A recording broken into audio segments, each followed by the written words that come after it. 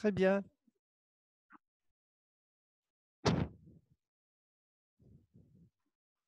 Voilà, les amis, est-ce que tout le monde m'entend bien? Super. Très bien. On va continuer notre petite méditation. Alors, pour ceux qui nous rejoignent, je vais juste apporter une précision. Comme je l'ai indiqué, comme les circonstances sont exceptionnelles, j'ai choisi de faire un retour en arrière sur des choses que nous avons déjà vues et entendues, mais sous l'angle de l'espérance. Donc, vous allez reconnaître des choses que vous avez déjà entendues dans le passé parfois. Et pourquoi l'espérance? Parce que on est en train de vivre une période où les choses sont très difficiles. Je ne vais pas vous l'apprendre. Il a été question de mort, de maladie, de souffrances de toutes sortes. Et dans cette période très difficile, nous la vivons aussi, nous ne sommes pas en dehors, nous avons besoin de marquer notre espérance. Et nous avons besoin d'avoir le témoignage d'espérance, de dire c'est vrai, ce n'est pas facile, c'est même très difficile, mais nous regardons plus loin. Alors vous vous rappelez, hier, pour ceux qui n'étaient pas là, on s'est appuyé sur le chapitre 11 des Hébreux pour essayer d'expliquer un peu ce qu'est l'espérance, parce que c'est difficile à expliquer, c'est un vécu. L'espérance, c'est une attente, j'attends. En même temps, on l'a dit, c'est un mouvement, et puis euh, c'est un passage vers. On va vers quelque chose. Et j'aimerais vous reciter juste cette phrase que j'avais relevée, que je vous ai citée hier, mais je la recite parce qu'elle est magnifique. L'espérance ne résout pas les problèmes, elle ouvre un chemin à travers les problèmes et nous amène là où on croyait impossible d'aller, et c'est lié à la foi. Ce matin, je voudrais m'arrêter avec vous sur Abraham, dont nous avons parlé dans le passé, un épisode de la vie d'Abraham, lorsque Dieu va demander à Abraham de sacrifier son fils. Alors, dans nos Bibles, il est écrit souvent en tête de chapitre le sacrifice d'Abraham, mais les Juifs ne disent pas le sacrifice, il n'a pas été sacrifié, mais ils disent, c'est plus exact, la ligature d'Abraham. Je voudrais juste vous lire le début de ce chapitre 22 de la Genèse, les 2 premiers versets d'abord. Après ces choses, Dieu mit Abraham à l'épreuve et lui dit, Abraham?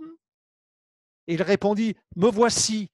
Dieu dit, prends ton fils, ton unique, celui que tu aimes, Isaac, va-t'en au pays de Morija, et là, offre-le un holocauste sur l'une des montagnes que je te dirai. Alors vous qui connaissez bien la Bible, je ne sais pas si vous avez fait attention au fait que c'est la deuxième fois qu'Abraham entend cet ordre, va-t'en. La première fois, il avait entendu, va-t'en, quitte ton pays, ta patrie et même la famille de ton père et va-t'en. Va-t'en là où je te montrerai, tu ne sais pas où tu vas aller et tu ne sais pas où je vais t'entraîner, va-t'en. Donc, la première fois, le va-t'en, c'était le va-t'en dans, on va dire, dans le grand point d'interrogation. Mais où Dieu m'amène-t-il? Je suppose que ça vous est arrivé à tous dans votre vie, peut-être pas qu'une fois, peut-être souvent, peut-être même maintenant, d'avoir dans le cœur cette question, où Dieu m'amène-t-il? Mais cette fois-ci, c'est la deuxième fois que Dieu va parler à Abraham. Et il va lui dire encore une fois, va-t'en. La deuxième fois. Mais cette fois-ci, c'est le contraire.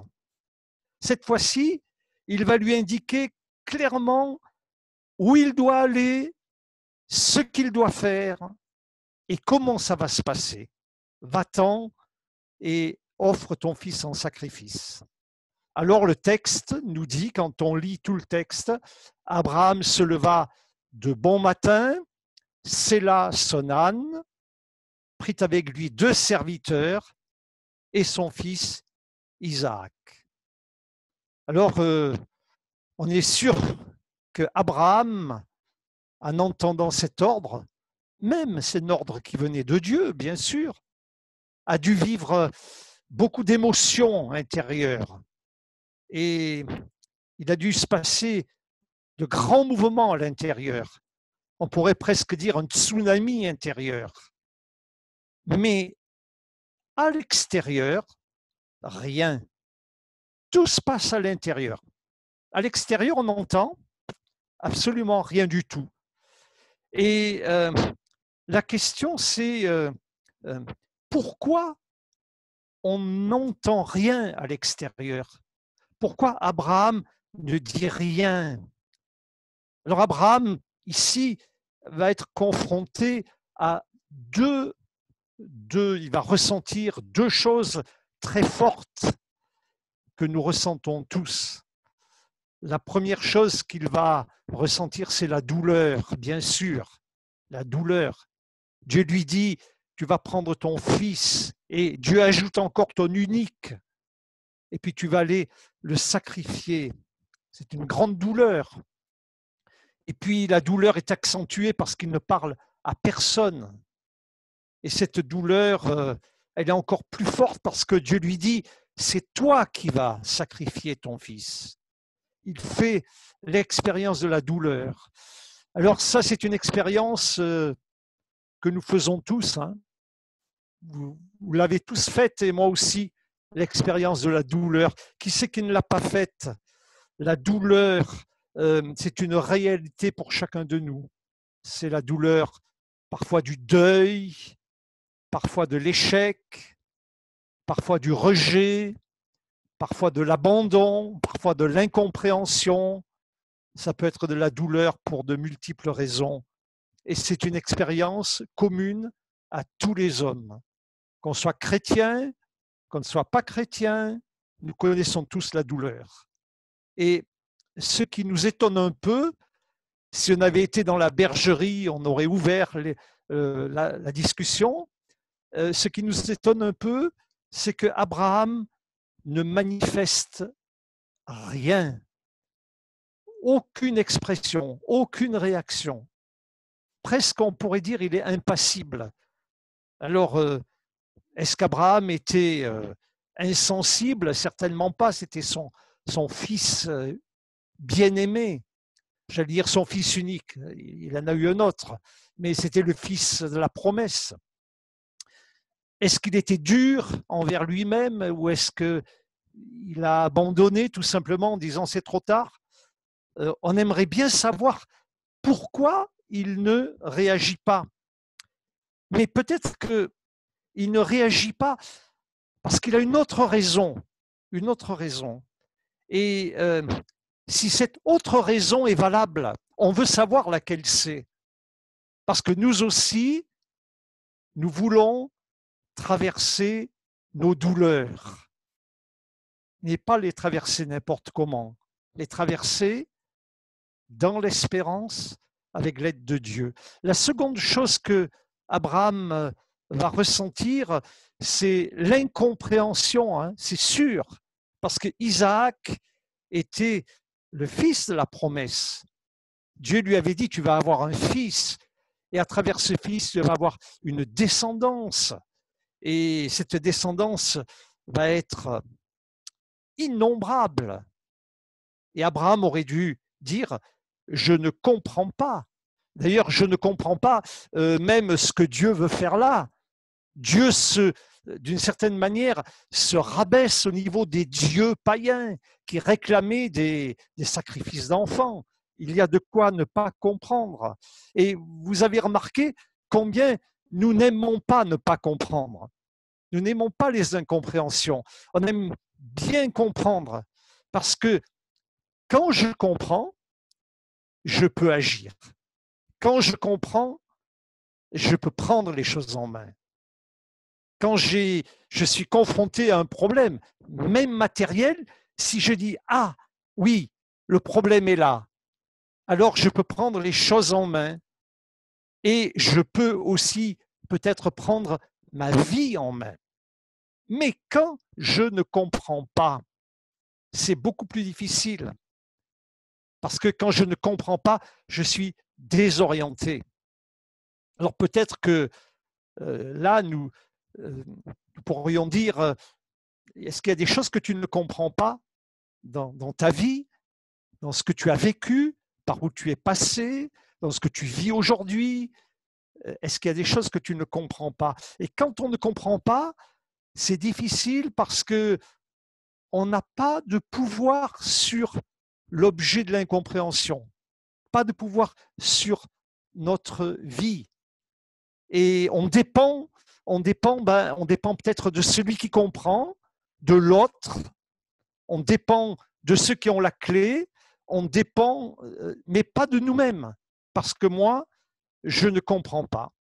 Alors Abraham, lui, malgré la douleur, malgré l'incompréhension, il ne discute pas, il se lève avec 2 serviteurs, son fils, et il s'en va. Alors on va dire, est-ce qu'Abraham était une petite nature? Ben, certainement pas. Si vous connaissez bien la Bible, et vous tous, vous connaissez bien la Bible, Abraham, c'était une nature forte et même un discuteur. Quand on relit l'épisode où Dieu révèle à Abraham qu'il va détruire Sodome et Gomorrhe, Abraham va, j'allais dire, négocier avec Dieu, pied à pied, personne à personne. Il ne va pas lâcher le morceau jusqu'au moment où il est obligé de capituler parce que ça ne marche pas. Eh bien, cela pourrait nous étonner, mais Abraham ne dit rien. Alors quand nous lisons, nous voulons essayer de comprendre pourquoi il ne dit rien. Quelle est la clé? Pourquoi est-ce qu'il peut se lever et avancer malgré la douleur et l'incompréhension? Eh bien, pour essayer de le comprendre, il faut relire la vie d'Abraham. Il faut relire son parcours, par où il est passé et la façon dont le Fils est venu à la vie. Dans le chapitre 15 de la Genèse, Dieu dit à Abraham, Abraham, tu vas avoir une grande récompense. Je vais te récompenser. Je le mets entre guillemets. C'est une traduction possible. Parce que tu es un homme qui m'obéit, un homme qui marche avec moi. Je vais te récompenser. Et Abraham ouvre son cœur à Dieu. Il dit, oh Dieu, quelle récompense est-ce que je pourrais avoir? Pour moi, la plus grande des récompenses aurait été d'avoir un fils et je n'ai pas d'enfant. Il dit même à Dieu, tu ne m'en as pas donné, Dieu, tu ne m'as pas donné d'enfant. Et Dieu va lui dire, écoute Abraham, tu vas avoir un fils.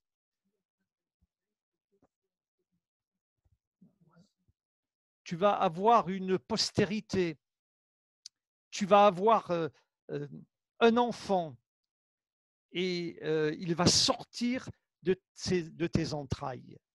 Alors, vous voyez, il faut revenir en arrière à ce moment de la vie d'Abraham où tout est fermé, il n'a pas d'enfant. Et Dieu lui dit, tu auras un enfant. Et quand Dieu a parlé, Abraham est confronté à un choix que nous connaissons tous bien. Combien la Bible, elle est proche de nous, elle est proche de notre vécu, de nos réalités. Abraham, il est confronté à un choix. Soit je reconnais et je m'arrête sur la réalité immédiate, ce que je vois là, ce que je constate là dans ma vie. Soit je crois la parole prononcée par Dieu. Et ici, c'est une promesse. Et le chapitre 4 de l'Épître aux Romains revient sur cet événement, sur cette période. Et que nous dit Paul? C'est sous la plume de l'apôtre Paul. Paul dit Abraham regarda son corps. Et comment était son corps? L'Épître aux Romains nous dit il était usé parce qu'Abraham avait 100 ans. Et puis, il regarde l'autre réalité, Sarah. Et Sarah est aussi âgée. Elle ne peut pas avoir d'enfant. Donc, c'est impossible. Alors, Abraham aurait pu dire, ah non, mais la réalité, elle est là devant moi. La réalité, c'est incontournable. Regardez, il est impossible que quelque chose change.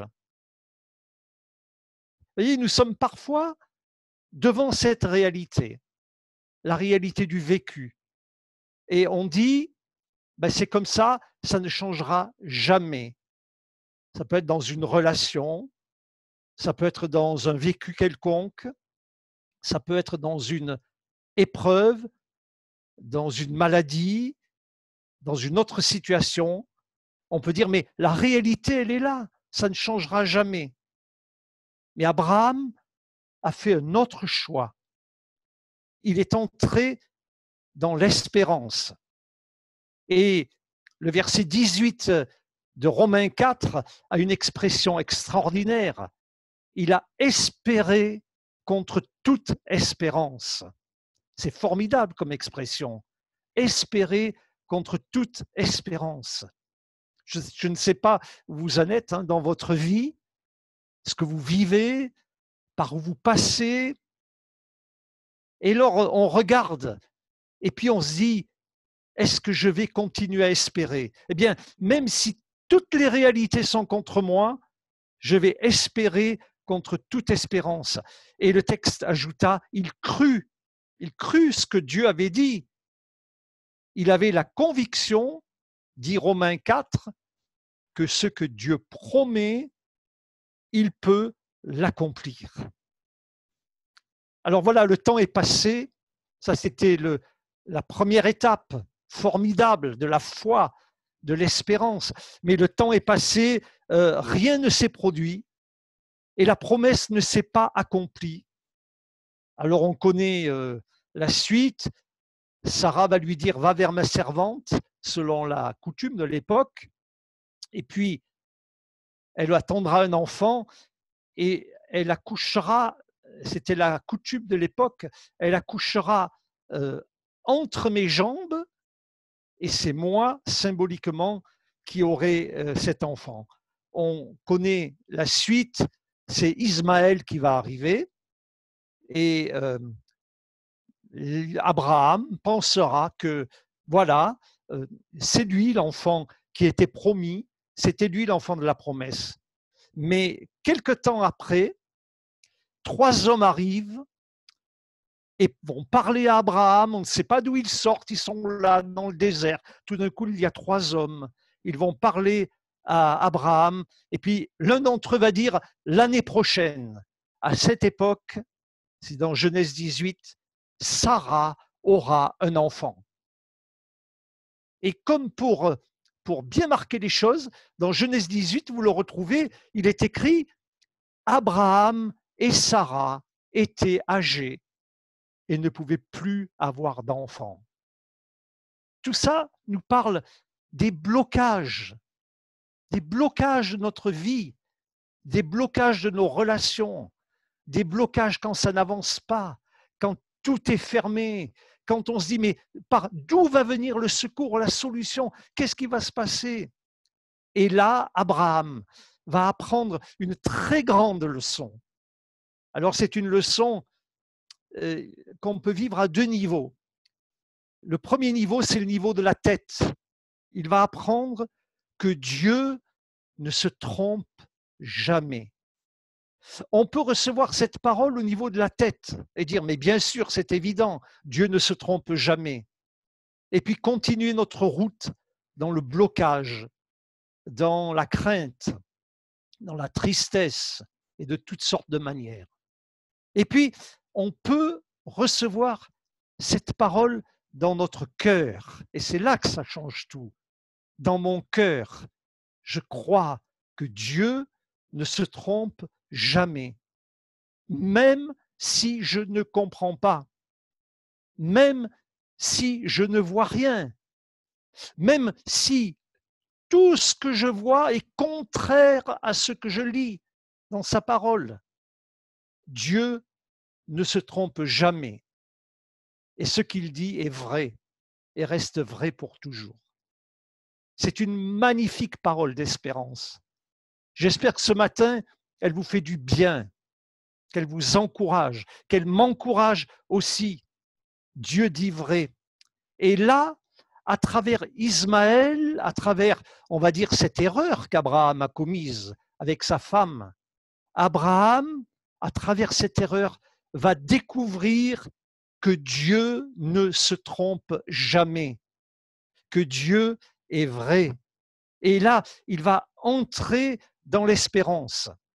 Alors, quand il monte avec Isaac vers le sommet du mont Morija, tout ceci est dans sa vie. Vous comprenez bien que ce n'est pas, une expérience intellectuelle, c'est l'expérience de sa vie avec Dieu.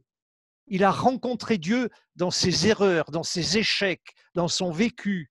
Et tout ça, il l'a en lui. Et il sait que Dieu est vrai. Alors il monte vers le mont Morija. Et là, on revient à Hébreu 11, parce que Hébreu 11 nous dit dans quel état d'esprit il monte au mont Morija. Hébreu 11, au verset 17, il nous dit « Il pensait que Dieu est puissant, même pour ressusciter les morts. » Alors Abraham devait souffrir, certainement. Il devait être bouleversé, certainement. Mais il avait appris à connaître Dieu. Et il savait que Dieu est vrai. Il a appris dans sa vie. Et cette vérité lui donne la force de monter jusqu'au sommet du mont Morija, parce qu'il a appris à découvrir qui est Dieu, à connaître Dieu. Vous savez que nous avons tous des images de Dieu dans notre tête. Ça dépend de notre parcours, ça dépend de notre vécu, de ce qu'on a appris, de ce qu'on a expérimenté. Certains voient Dieu comme un bon Père céleste qui est toujours là, prêt à nous sortir de nos problèmes. D'autres voient Dieu comme, au contraire, un maître intransigeant qui ne laisse rien passer. Mais, mes amis, je voudrais vous dire ceci. Avoir une image de Dieu et connaître Dieu, ce n'est pas du tout la même chose. Et Abraham avait appris à connaître Dieu à travers sa vie, à travers ses succès, il en a eu, son adoration, mais aussi à travers ses erreurs et ses égarements. Et l'arrivée d'Isaac va lui apprendre la plus grande des leçons. On en a besoin de cette leçon. C'est comme si Abraham disait, même si je ne comprends rien, même si le temps passe, même si rien ne se produit de façon visible, ce que Dieu dit s'accomplit en son temps. Je ne sais pas si vous avez dans votre vie des attentes secrètes peut-être, ou peut-être même que vous avez tiré un trait sur des attentes et vous êtes sorti de l'espérance qui nous met en mouvement. Mais Abraham, lui, a appris à connaître Dieu. Et c'est une des clés de sa montée au mont Morija. Et tous ceux qui ont voulu, qui sont allés loin avec Dieu, ont voulu connaître Dieu. Vous savez que dans la Bible, en tout cas dans l'Ancien Testament, le nom, même dans le Nouveau, le nom, c'est l'identité. Et quand un homme a dit à Dieu, quel est ton nom? Il veut dire à Dieu, qui es-tu? Qui es-tu? Or, ceux qui sont allés loin avec Dieu sont ceux qui ont appris à connaître Dieu. Rappelez-vous Jacob, peut-être on en parlera, je ne sais pas encore. Jacob, ce n'était pas un tendre non plus, hein. C'était un sacré bonhomme. Mais quand il s'est retrouvé la nuit dans le combat, un combat, tiens, ça c'est intéressant, il combat. Et au moment où il combat avec l'ange, il demande à l'ange, quel est ton nom? Et rappelez-vous Moïse, Moïse aussi c'est quelqu'un, au buisson ardent, quand Dieu lui dit, je t'appelle, tu vas aller libérer mon peuple, tu vas faire ceci, tu vas faire cela, et Moïse va dire, mais ils vont me demander quel est son nom. Et il dit à Dieu, quel est ton nom? Ils connaissent Dieu. C'est pourquoi, quand Dieu demande à Abraham cette chose incroyable qui a été énormément commentée à travers les siècles, c'est un des textes les plus commentés de la Bible par les commentateurs de la Bible, eh bien, aucune réclamation ne sort de la bouche de Dieu. Et au moment où il monte sur la colline du mont Morija, Isaac va poser une question, c'est dans ce chapitre 22, il va poser une question, j'allais dire, innocente, naïve, mais évidente. Il va dire, mon père. Et Abraham va répondre, oui, mon fils. Il va dire, voici le bois et voici le feu pour le sacrifice, mais où est l'agneau? Où est l'agneau? Alors ça a dû être un coup de poignard dans le cœur d'Abraham. Eh bien, je voudrais vous proposer une traduction, transcription, interprétation de la réponse d'Abraham. Abraham va répondre avec paix, mon fils, Dieu se pourvoira lui-même pour l'Holocauste. Dieu fournira ce qu'il faut pour l'Holocauste. Et cette réponse d'Abraham, on peut en donner une transcription que j'appelle la transcription de l'espérance. Et je vous la donne ici. On peut traduire cette parole d'Abraham de la façon suivante. Je ne sais pas comment cela va se faire. Je ne sais pas comment ça va se réaliser. Je ne comprends même pas où Dieu est en train de me faire passer. Mais je sais une chose, mon fils. Je l'ai appris à travers mes expériences, à travers mes succès, à travers mes échecs. Dieu ne peut pas se tromper dans ce qu'il me demande. J'ai confiance en lui, quel que soit le chemin. Quel que soit le chemin, j'ai confiance en lui. Et il savait que si Dieu avait parlé et qu'il avait dit, Isaac sera le point de départ de ta postérité, eh bien que Dieu était vrai. C'est pour ça que l'Épître aux Hébreux dit, il pensait que Dieu est puissant même pour ressusciter les morts. Alors on connaît la suite du texte.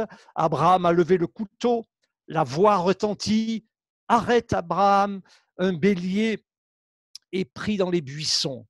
Et Abraham va découvrir quoi? Il va à nouveau apprendre qui est Dieu. Vous savez, c'est ce dont nous avons besoin. Nous n'avons pas besoin de remplir notre tête d'énormes doctrines, de choses incroyables, de commentaires sensationnels. Nous avons besoin de connaître Dieu pour avancer dans la vie. Et là, Abraham va découvrir une autre facette de Dieu. Il va découvrir Yahvé Jiré. Il le dit, l'Éternel pourvoit, l'Éternel qui pourvoit. Alors peut-être parmi nous, certains sont en train de gravir leur mont Morija. Peut-être parmi nous, certains se disent, comment ça va se terminer? Comment vais-je en sortir? Comment ça va se passer? Aujourd'hui, autour de nous, dans le monde, en tout cas en France, mais je crois que c'est pareil en Belgique, c'est pareil en Suisse, on nous dit, il y a une crise économique et sociale comme on n'a jamais vu qui va éclater. Et beaucoup se disent, comment allons-nous nous en sortir? Comment est-ce qu'on va passer à travers ça? Parfois c'est dans notre vie, parfois c'est dans notre famille, parfois c'est d'une autre façon. Alors on a besoin de découvrir un aspect de Dieu dont Paul parle au chapitre 15 de l'Épître aux Romains. Au chapitre 15 et au verset 13, il dit « Dieu est le Dieu de l'espérance ». Nos amis, ici dans notre cœur, Dieu est le Dieu de l'espérance.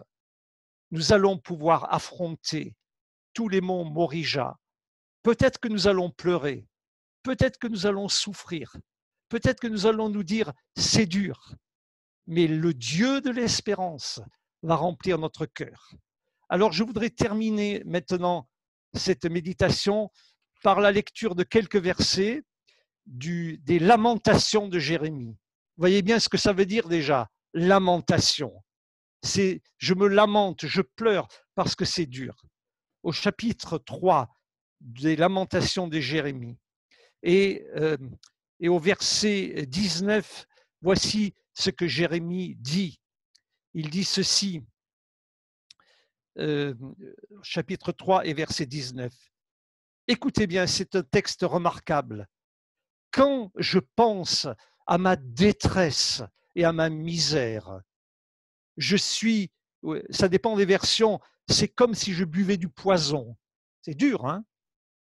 Quand mon âme s'en souvient, elle est abattue au-dedans de moi. Et alors voici l'espérance. Voici ce que je veux repasser dans mon cœur. Ce qui me donnera de l'espérance. Qu'est-ce que c'est qui vous donne vraiment de l'espérance ce matin? Voici ce qui me donnera de l'espérance. Les bontés de l'Éternel ne sont pas épuisées. Ses compassions ne sont pas à leur terme. Elles se renouvellent chaque matin. Elles sont nouvelles chaque matin. Oh, que ta fidélité est grande. L'Éternel est mon partage, dit mon âme. C'est pourquoi je veux espérer en lui. Quelle belle leçon dans la vie d'Abraham et quelle belle leçon qui nous encourage à marcher dans l'espérance. Alors, je vous propose juste qu'on conclue par la prière et après, je crois qu'Amanda va nous conduire pour qu'on puisse ensemble prier quelques minutes, pas trop longtemps parce que par Zoom, c'est pas facile les uns avec les autres. Je vous invite à la prière. Père, nous te remercions pour les témoins de la foi. Ils nous aident à marcher dans l'espérance.